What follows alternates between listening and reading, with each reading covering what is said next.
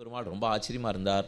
அதே மாலை, அதே திருமார்பு நாச்சியார், சங்க சக்கரம், சூரிய கட்டாரி, கையில் பாஜு வந்து சாத்தின்னு இருக்கார். அழகு இதோ மாமேகம் சரணம் பஜான்னு திருவடியை காட்டுறார். இடது திருவடியாலே கடிகஸ்தத்தை கொண்டு உன்னுடைய சம்சார சாகரத்தை அப்படியே அரை ஜானு மாத்திரோதகோயோன்னு முழந்தாள் அளவுக்கு வற்றடித்து கொடுக்குறேன்னு சொல்கிறார். இது எல்லாத்தையும் பார்த்துன்னு என்ன எப்படி இருக்கார் இவர் என்று நினைத்தா அதுக்குள்ளே தள்ளியாச்சு. வாசப்படி வந்தோம் வந்தாச்சு. என்னென்னமோ கேட்கணும்னு நினச்சிருந்தீரேன்னா எத்தனை நானியத் பஷ்யதி நானியத் சுருணோதி நானியத் விஜானாதி சபூமா.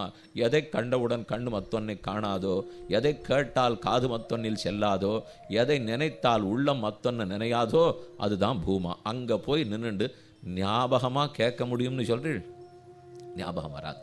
அந்த நிமிஷத்தில் அங்கே நிற்கிறோம்னா அவர் தான் ஞாபகத்துக்கு வருவரே தவிர அங்கே போய் கண்ணையும் மூடினுடக்கூடாது.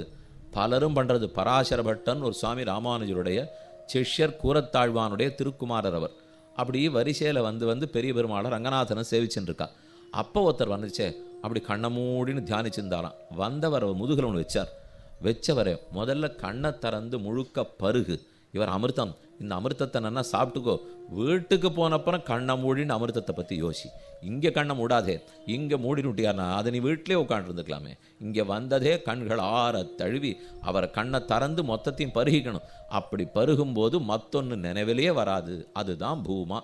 இதைத்தான் பூமாதிகரணத்தில் சொன்னார், வேதவியாசர் சொன்னார், சங்கராச்சாரியர் சொன்னார், ராமானுஜாச்சாரியர் சொன்னார். இத்தனை ஆச்சாரியர்களும் பூமா பூமான்னு கொண்டாடியிருக்காள்னால் பிரம்மத்தை. ஏன்னா அவரை அனுபவிக்கும் போது மற்றொன்னில் உள்ளம் போகலையே, அவரை காணும்போது கண்கள் இன்னொன்று பார்க்கலையே, அவரை கேட்கும்போது காது இன்னொன்று போலையே. இப்போ 2 மணி நேரம் இங்கே உட்காண்டிருக்கோம், ஓரளவுக்கு மற்ற சிந்தனைகள் ஒழிஞ்சிருக்கா இல்லையா? போகணும். முதல் சிந்தனை இங்கே ஞானம் கழட்டி விட்டுருந்தோம்னா செருப்பு 2ஆக இருக்கணும். அது போகிறச்சே இங்கேருந்து ஒன்று மட்டும் இருந்து என்னது ஒன்று, அவரது ஒன்று, இவரது ஒன்றுன்னு இருந்ததுன்னா அப்போ அதெல்லாம் சிந்தனை போகும். ஆனால் இங்கே இது வரைக்கும் நின்றுருக்காது. திவ்ய தேசத்துக்கு யாத்திரை 15 நாள் 20 நாள் யாத்திரை போயிருப்போம். நன்னா மூச்சை பிடிச்சின்னு கிடுன்னு எல்லா இடத்தையும் சேவிச்சுட்டு திரும்பி வந்துடுவோம். வந்தப்புறம் கை வலிக்கும், காலை வலிக்கும், முட்டி வலிக்கும், எல்லாம் வலிக்கும். கேட்டால் போயிட்டு வந்ததுனால வலிக்கிறதுன்னுவா. இல்லை சுவாமி, வந்ததுனால வலிக்கிறது. போயின்னு இருக்கிறச்சே வரவே இல்லை. இப்போ அப்போ மேலே அதில் ஈடுபட்டு இருந்தால் வரவே வராது. அந்த ஈடுபாட்டிலேருந்து திரும்புகிற மொழியோ அப்போ இது மறுபடியும் இந்த சரீரம் தனக்கு ஏற்காத சம்சாரத்தில் சிக்கினுடுறது. அதுக்கு ஏற்றது பிரம்மம். அதை நினச்சிக்க ஆனந்தமாக இருக்குது. அது எதோட ஒட்டின்னு தான் நன்னா இருக்குமோ அதைத்தானே ஒட்ட விடணும். அதை போய் செயற்கையாக கர்மாதீனமாக கண்டத்தோடு ஒட்ட விட்டுருக்கமோ இல்லையோ. அப்பேற்பட்டவர் அமிர்தமயமான பகவான் இருக்கார். அப்போ அவரோட ஒட்டின்னு தான் இருந்திருக்கணும்.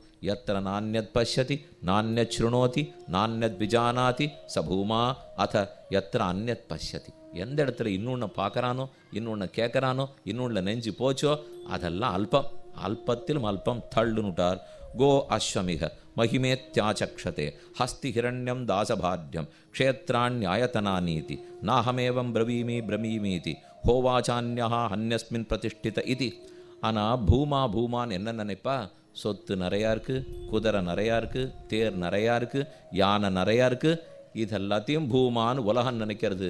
அல்பத்திலும் அல்பம் தெரிந்து கொள்ளாமல் பேசுகிறான். இது பூமாவாகாது. ஏன்னால் இது கிடைச்ச உடனே என்ன ஆகும்? ஒரு குதிரை கிடச்சிதுன்னு வச்சுங்க, 2 இருந்திருந்தா தேவலையேங்கிறான். 10 லட்ச ரூபா கிடச்சிதுன்னா என்ன ஒரு 20 இருந்திருந்தா தேவலையேங்கிறான். பிரம்மம் கிடச்சிதுன்னா 2 இருந்திருந்தா தேவலையேன்னு சொல்கிறது இல்லையேங்கிறார். அது கிடைத்தவுடன் அது ஒன்று கிடைத்தால் போதுங்கிறானே தவிர மற்ற உலக இன்பம் எது கிடைத்தாலும் 2வது வேணுங்கிறானே. இது இருந்தால் அது வேணும், அது இருந்தால் அது வேணும். போரும் நான் சொல்ல போகிறப்போ ஒரு விஷயம் கிடைக்காதுன்னு தெரிஞ்சால் அதை விட்டுட்டு விலகிடுமோ? கிட்டாதாகில் வெட்டன மரங்கிறா தமிழர்கள்.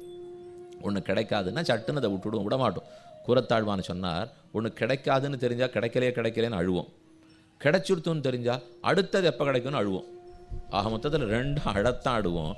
கிடைக்காட்டாலும் கிடைக்கலையேன்னு துக்கப்படுவேன். கிடைச்சிடுத்துன்னா அடுத்தது எப்போ கிடைக்குமோன்னு சொல்லுவேன். கிராமத்துலேருந்து ஒருத்தர் வந்தார், அப்படி நகரத்து பக்கம் போகிறே ஜாகிரதையாரு ஏமாத்திடுவா. எதை கேட்டாலும் விலை கேட்டவுடனே பாதி விலை கேளு.